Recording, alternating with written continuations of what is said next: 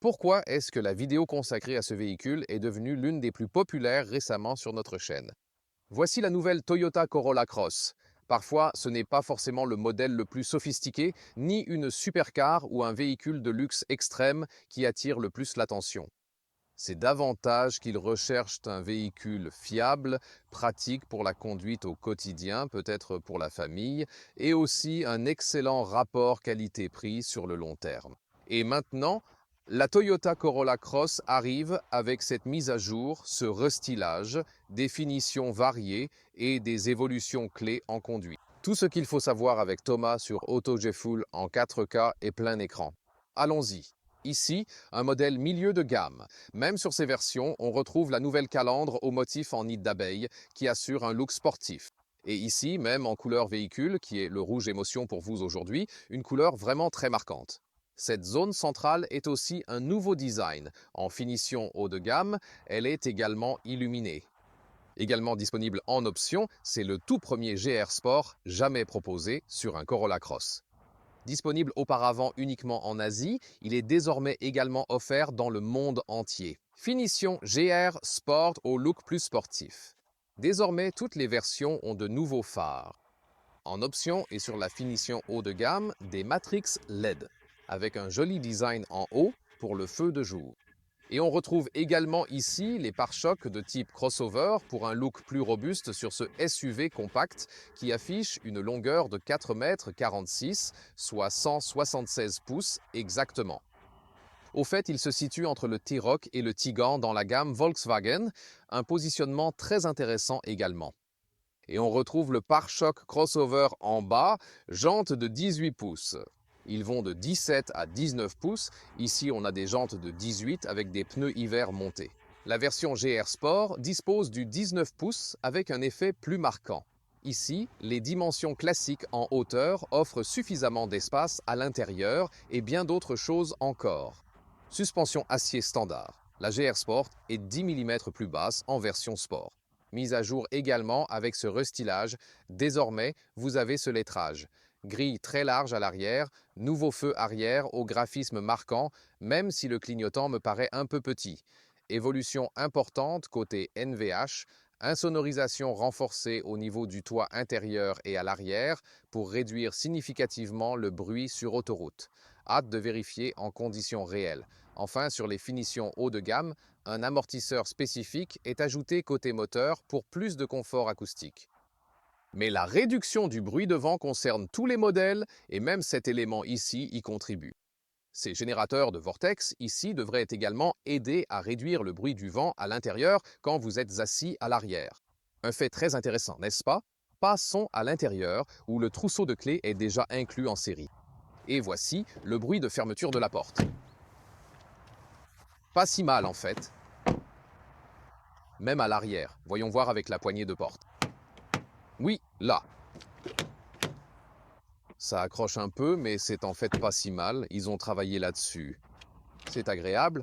À l'intérieur, c'est doux, avec une belle texture, vraiment très plaisant au toucher.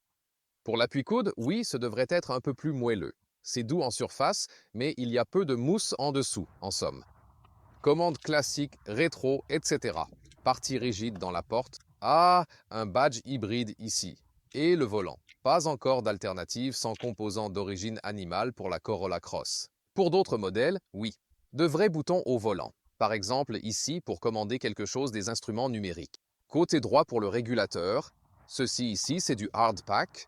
On dirait structuré, mais non, la partie visuelle est bien structurée, ce sont des sièges en tissu qui semblent assez confortables. Dans les finitions basses et intermédiaires, des sièges en tissu. La version GR Sport aurait des sièges sport, en microfibre ici et en tissu ici, avec en option un revêtement cuir pour la finition haut de gamme. Mais ils sont ici. Vraiment bien. Même en étant grand, le confort est vraiment top. La profondeur d'assise est vraiment bonne, le tissu très agréable. Oui, j'aime vraiment beaucoup ces sièges.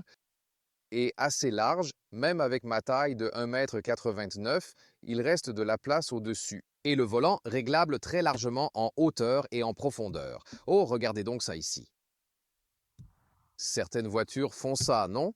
Comme si les colonnes d'origine bougeaient ensemble au volant. Bienvenue dans l'intérieur mise à jour de la Corolla Cross avec son écran 10,5 pouces. Et ici aussi, un toucher doux sur tout le tableau de bord, c'est vraiment bien fait. Et ces mesures NVH concernant bruit et vibration évoquées à l'extérieur. Elles assurent un niveau de bruit presque identique lors de la conduite sur autoroute. Surtout pour les finitions haut de gamme et le GR Sport, un amortisseur supplémentaire est intégré derrière le tableau de bord, côté moteur. Mais cela réduit principalement le bruit du moteur, pas vraiment celui du vent. Ce sont les autres mesures, ça restera donc correct dans cette finition. Et un écran tactile ici, comme vous voyez, avec GPS intégré, mais pas très rapide, faut le dire. On y reviendra. Ici, les boutons classiques de clim, faciles à voir et réglés en roulant, ainsi que la vitesse du ventilateur, etc. Nouvelle console centrale, avec levier placé ici pour le mode de conduite ou pire, vraiment très imposant. Ce truc. Les sélecteurs de mode ici en haut, je peux aussi montrer les visus dans les instruments. Côté gauche, charge inductive non ventilée, côté droit pour le smartphone. Mais voilà un chargeur USB-C que j'adopterais personnellement, honnêtement. Plutôt cool, je trouve, comme dans un avion. Ah, ce sont vraiment des bruits de clics aigus pour les sons aigus et graves. Et vous pouvez le laisser comme ça. Le matin venu, il sera directement prêt à l'emploi. Les porte-gobelets ne sont pas ajustables. Mais nouveauté, un revêtement en tissu pour ce repose-bras. Et maintenant, vous pouvez non seulement l'ouvrir avec de l'espace en dessous, mais aussi le faire coulisser vers l'avant comme ceci. Donc, c'est un peu réglable finalement.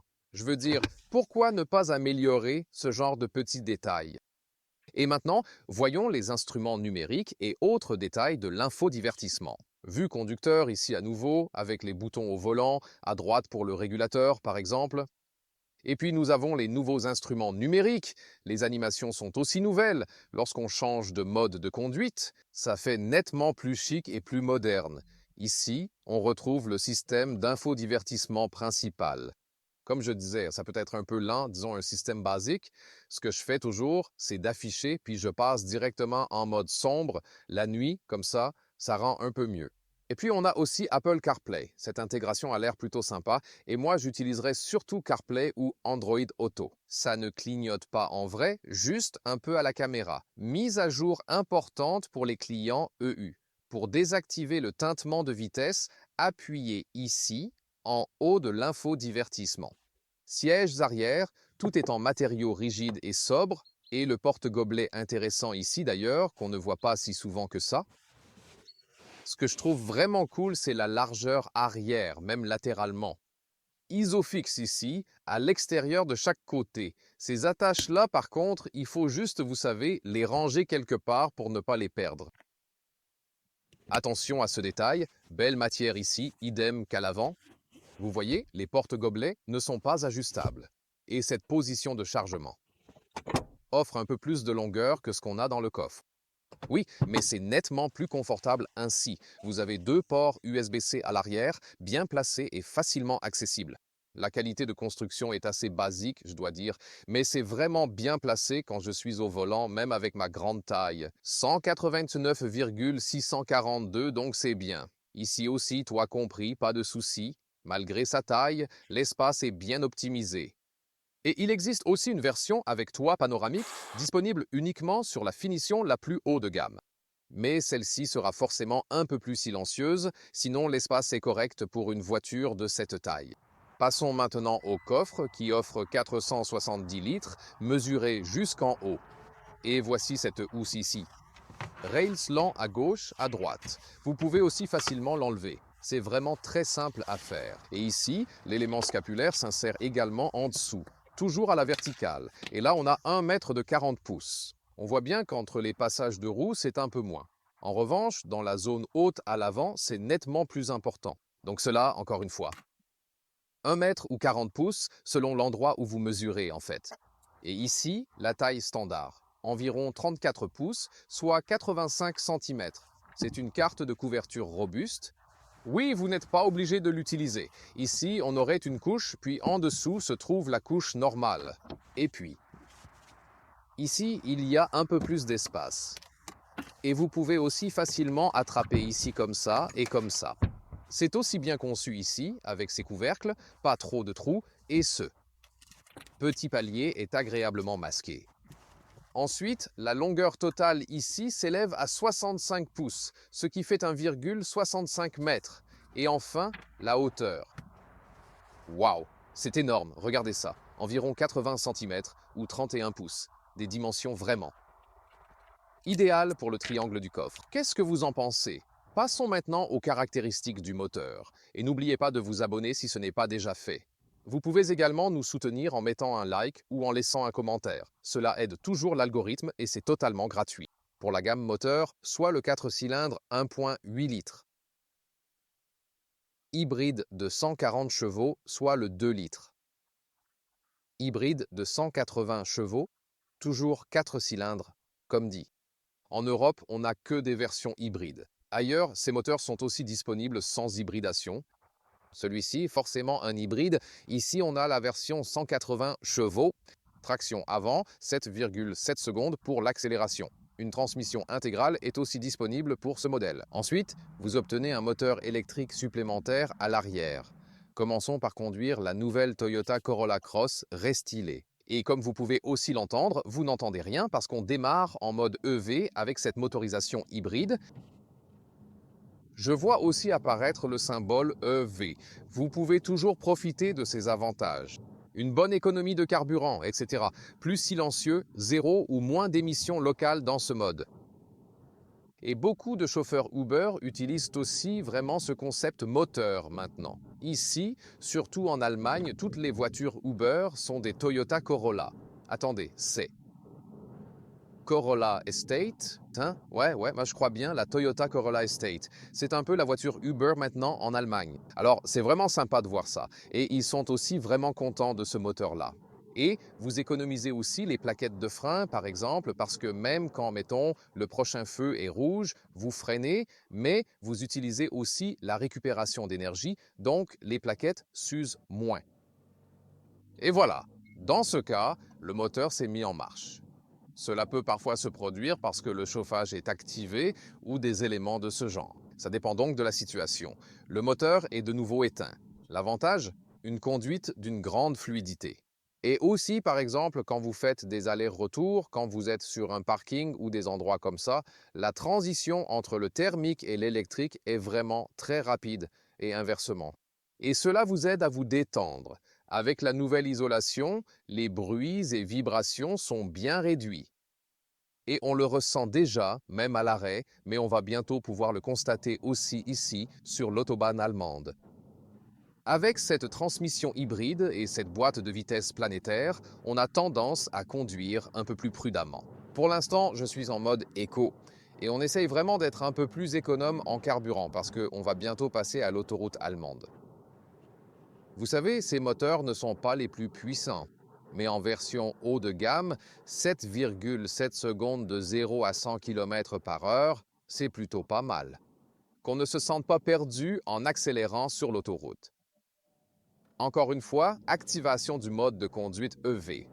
Des transitions très fluides et quasi imperceptibles entre le moteur en marche et le moteur coupé. Et je pense une fois encore que c'est vraiment étonnant, même si le moteur s'allume et s'éteint si souvent, ces moteurs se montrent d'une fiabilité absolue et cela est également lié au fait que l'assistance électrique prend le relais dès le départ en supprimant cette première pression.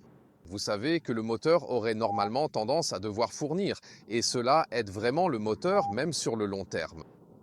Et nous pouvons au fait également désactiver ces tintements de vitesse. Vous devez d'abord aller dans le menu Toyota, puis vous pouvez désactiver la voix, Léa procède déjà à l'éteindre, et maintenant on peut aussi accéder à l'autoroute, l'emblématique Autobahn allemande, très célèbre bien sûr, et sélectionner le mode de conduite, on a Eco, normal mais aussi Power. Voilà, c'est désormais le mode puissance. Voyons un peu quelle accélération on va obtenir alors. Départ à environ 50 km.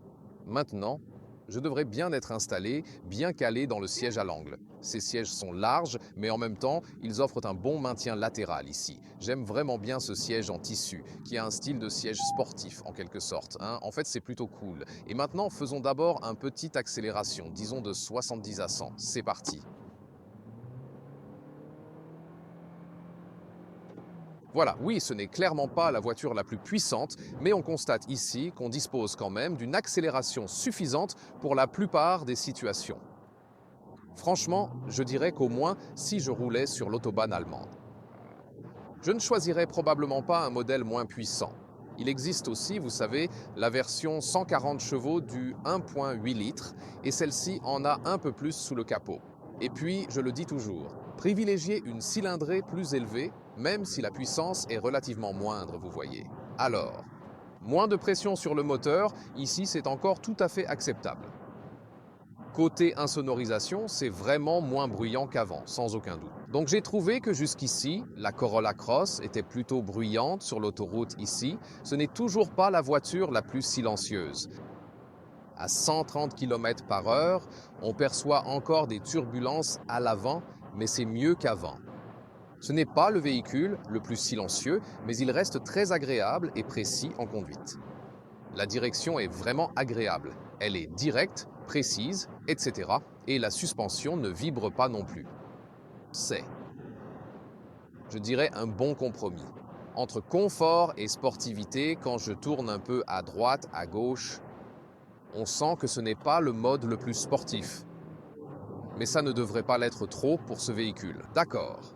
C'est intéressant d'ailleurs que lorsque j'ai le GPS CarPlay, je vois aussi quelques flèches de base dans les cadrans numériques. Ça aide, vous voyez, je n'ai pas de miroir de carte, mais au moins j'ai ces indications de base. La voiture.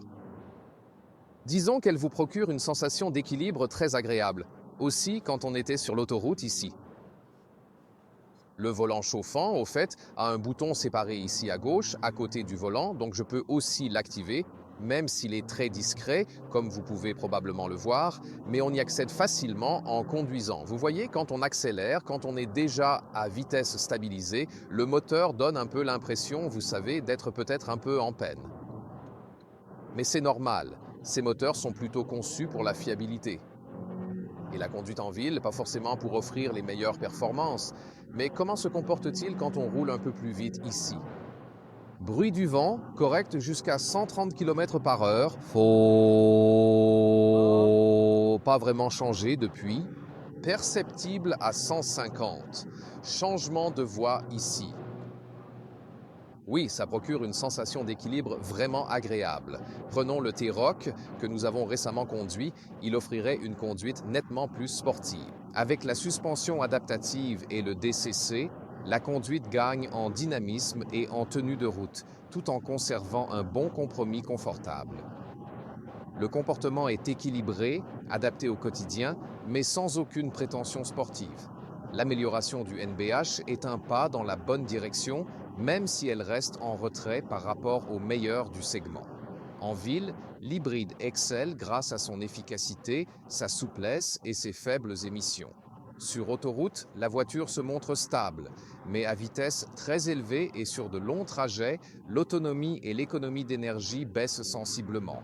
Son gabarit élevé et sa forme peu aérodynamique nuisent à sa CX, un défaut toujours présent. Allez, encore un changement de voie. Comment? Vous vous sentez bien passager? Oui, c'est toujours rassurant quand Léa est à l'aise et que je peux manœuvrer tranquillement. Cela indique clairement que les systèmes d'assistance ont toute leur place du côté droit du volant. Alors maintenant, 130, on dépasse aussi l'aide au maintien de voie. Et la vue spéciale de l'assistant est là aussi. Ce véhicule vient d'entrer. On ralentit légèrement maintenant, on continue à maintenir la vitesse comme il faut, tranquillement, plutôt bon jusque-là. Voyons voir un peu. Oh, les tours sont quand même assez hauts pour ça. Intéressant. Intéressant. Comme si le véhicule utilisait le frein moteur pour ça, ce qui était intéressant. Essayons encore une fois avec une route libre et voyons s'il est nerveux ou au contraire calme dans le guidage de voie, quelques corrections mineures à gauche et à droite. Ouais, je ne dirais pas que je suis 100% convaincu. En plus, ça devient bientôt indisponible, pas sûr pourquoi. Donc, ouais, je pense que les bases sont correctes, mais il existe désormais des systèmes plus sophistiqués et je dirais vraiment que la sensation de conduite idéale se situe plutôt aux alentours de 120-125 km par heure, pas 120 miles par heure, donc environ 70 miles par heure.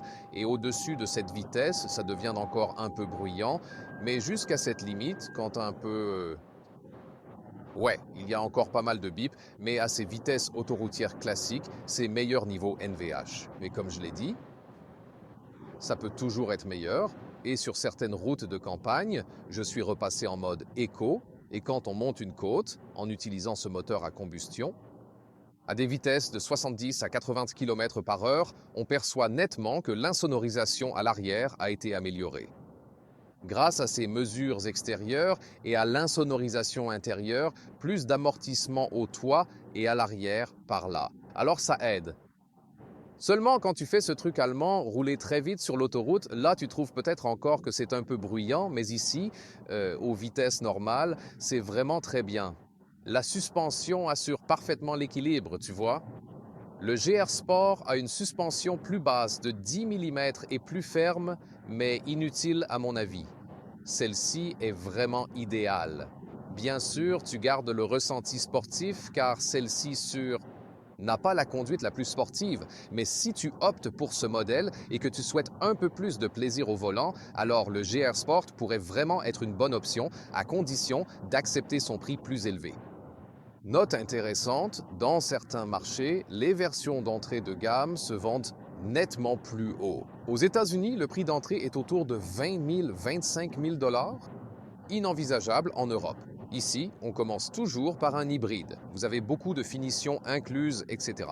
Et ces versions d'entrée de gamme qui sont, par exemple, vendues en Amérique du Nord, elles sont, comme on dit en Allemagne, des voitures nues. Donc il n'y a rien dedans, tu vois, moteur d'entrée de gamme, pas d'hybride, quasiment aucun équipement, tout manuel. Ouais, je veux dire, ça n'a pas besoin d'être bien mauvais quand tout est plutôt manuel. C'est comme si je faisais du bricolage et tout. Mais c'est très intéressant de savoir qu'ici, en Allemagne, par exemple, ils préfèrent vendre en commençant par une finition intermédiaire globale, pour ainsi dire. C'est la version la plus basse ici, contrairement à déjà se sent vraiment bien à 100 km par heure, là où la voiture est encore parfaitement à l'aise.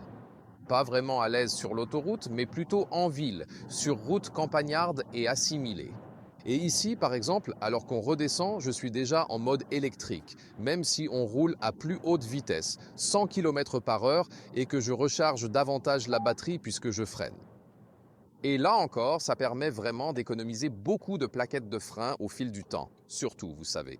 Et quand vous conduisez en ville, ça vous détend vraiment. C'est plus silencieux pendant la conduite. D'une certaine façon, on se sent aussi mieux en sachant qu'on ne fait pas de bruit ici et vous savez qu'on émet moins de polluants localement. Donc tout cela joue en faveur de ces groupes motopropulseurs hybrides. Pour moi, l'essentiel reste toujours la fiabilité car ils ont vraiment fait leurs preuves sur ce point, c'est certain. Ici encore, en descente, mode électrique activé. Oui, je le trouve léger au volant, mais sans exagération. Vous savez, certains nouveaux véhicules me paraissent à moi trop légers au volant. Je pense qu'ici, ils ont aussi trouvé un bon compromis. Et regardons encore une fois ici. Oh, joli SGK qu'ils ont construit en ville. Voilà. Oui, on voit aussi que la voiture tremble un peu. Là encore, la version GR Sport serait différente. Mais puisque l'objectif de ce véhicule est plutôt de circuler en ville, d'aller chercher les enfants, etc., je trouve tout à fait normal qu'ils aient opté pour une base plus confortable ici. Et puis, on joue de plus en plus avec la traction hybride pour plus de fluidité ici, par exemple. Ensuite, assurer une transition encore plus en douceur. C'est aussi agréable pour le passager, par exemple, quand on utilise un peu de récupération et qu'on redémarre tout en douceur. Cette chaîne de transmission vous apprend vraiment à conduire de manière plus efficace. C'est aussi toujours très intéressant. Donc globalement, elle ne remportera pas le prix du plaisir de conduite. Récemment, quand on a conduit le VW T-Roc, celui-là offrait bien plus de plaisir au volant. Elle a aussi la suspension adaptative, ce qui aide, mais là encore, le prix augmente. Celui-ci, bien sûr, séduit par la fiabilité du moteur et par ce concept hybride. Alors, plus tard, au volant du T-Roc en hybride intégré, comment il s'inscrira directement? Et la consommation sur notre parcours d'essai, composé de villes, de routes et d'autoroutes, incluant des phases d'accélération. Et ça a plutôt augmenté sur l'autoroute vers 7 litres pour 100 km environ. Mais avec le système hybride qui était actif et une part de conduite électrique atteignant 58% au total, cela reste très impressionnant. Cela a encore baissé la conso, avec un résultat global d'un peu plus de 5 litres sur 100 km. C'est environ 45 miles par gallon US et quelques 53 miles par gallon UK. Et c'est bien sûr plutôt impressionnant. Et la plupart du temps, avec les hybrides Toyota, on obtient exactement ce résultat. Pour la fourchette de prix, si je prends nos prix allemands, on se situe entre 37 000 et 49 000 euros. Et celui-ci est au milieu, voire plutôt vers le bas de la gamme, 40 et 1 000 euros, comme indiqué ici. C'est la finition exacte du modèle présenté, la version Corolla Cross la plus vendue en Allemagne, avec cette finition intermédiaire. Et je pense qu'autrement, ça deviendrait peut-être trop cher au vu de ce qu'il propose. Le meilleur avantage, c'est bien sûr la fiabilité de ces hybrides Toyota. Et c'est aussi un véhicule pratique, donc vous pouvez l'utiliser pour à peu près tout. Bien qu'ils aient désormais amélioré l'isolation phonique, c'était un gros point de critique auparavant. Quelques zones de l'habitacle restent basiques, là où certains concurrents devancent peut-être. Mais alors, au niveau de la fiabilité, ils devancent la concurrence. C'est toujours très important. Et vous avez un bon espace, aussi bien pour le coffre et ainsi de suite. Et je trouve aussi les sièges avant très confortables, même pour les conducteurs et passagers grands, bien sûr. Voilà un de mes éléments préférés, ces sièges en tissu très confortables aujourd'hui. Et aussi la conduite. Pas le plus fun, disons. Très neutre dans chacun de ses comportements, sans jamais chercher à en mettre plein la vue ni à se faire remarquer. Et c'est pourquoi il est si réussi. Il fait vraiment parfaitement son travail. C'est pourquoi la Corolla Cross sera encore une fois l'un de leurs meilleures ventes ici avec ses modifications de restylage. Trouvez-vous que ces nouveautés sont quand même utiles? Dites-le en commentaire. Et maintenant, découvrez le grand frère, le Toyota RAV4 ou l'un de ses concurrents directs, le Volkswagen T-Roc.